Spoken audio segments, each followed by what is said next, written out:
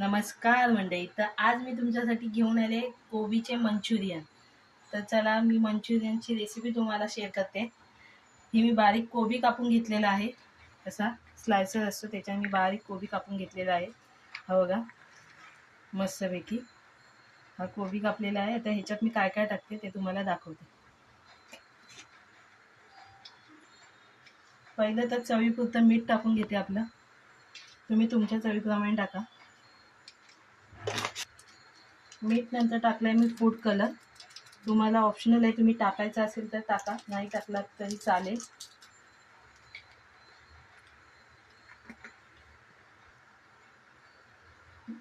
त्याच्याऐवजी कलरच्या ऐवजी तुम्ही बीट पण टाकू शकता. मी बीट पण टाकते, पण आज माझ्याकडे बीट संपलेला आहे त्यामुळे मी फूड कलर टाकलेला आहे. आता मी त्याच्यात टाकते शेजवान चटणी जी मी घरी करते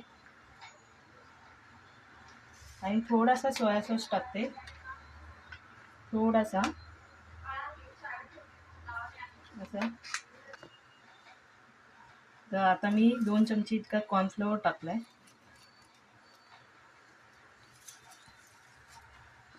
आणि आता मी मैदा टाकते.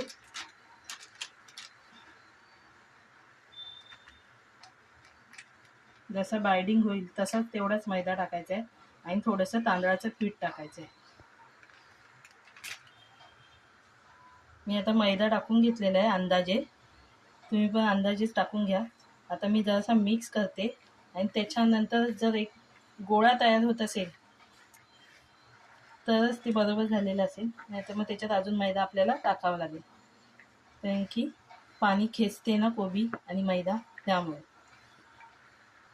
थोडा मैदा मी परत टाकलेला आहे. आणि आता त्याच्यात मी थोडंसं पाणी घालते एक गोळा तयार होण्यासाठी आणि हाताने चांगलं मॅश करून घ्यायचे. घरच्या घरी मुलांना बनवण्यासाठी चांगलं हे. बाहेरचं किती वापरलेलं असतं, त्यामुळे हे आपण कसं थोडंच वापरून करू शकतो.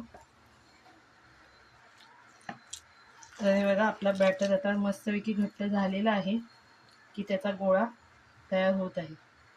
तर मला ह्याच्यासाठी बरोबर पाव किलो मैदा लागला आणि 2 चमचे कॉर्नफ्लॉवर आणि 2 चमचे तांदळाचं पीठ आणि ही 1 वाटी पाणी लागलेलं आहे.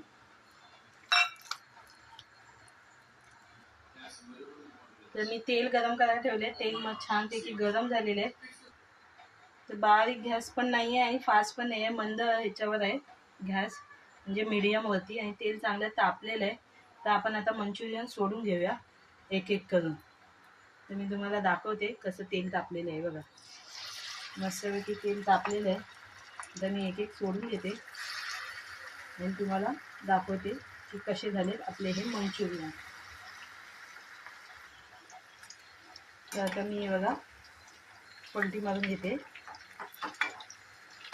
त्याला काही जास्त वेळ लागत नाही, पण तरी पण मंद आचेवर कसा मैदा असतो त्यामुळे तो शिजला पाहिजे, नाही तर पोट बिघडेल. कधीतरी मुलांना खाण्यासाठी बाहेर जाऊन खाण्यापेक्षा घरात केलेलं चांगलं, म्हणून हे बघा आता मस्तपैकी बबल्स आलेत त्याला. आता ह्याला मस्तपैकी गोल्डन सारखा, म्हणजे असा चांगला तळल्यासारखा कलर आला पाहिजे, असा लाल नसला पाहिजे, नाहीतर ते कच्चे राहतील. तुम्हाला वाटेल की हे करपले. ते बघा मी दाखवते करून.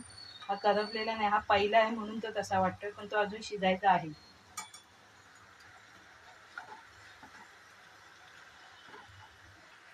आता मस्तपैकी आपले आता फ्राय झाले ते बघा गोबी मंचुरियन. दाखवते मी तुम्हाला. हे बघा कसे झाले. आता आपण याच्यात काढून घेऊया.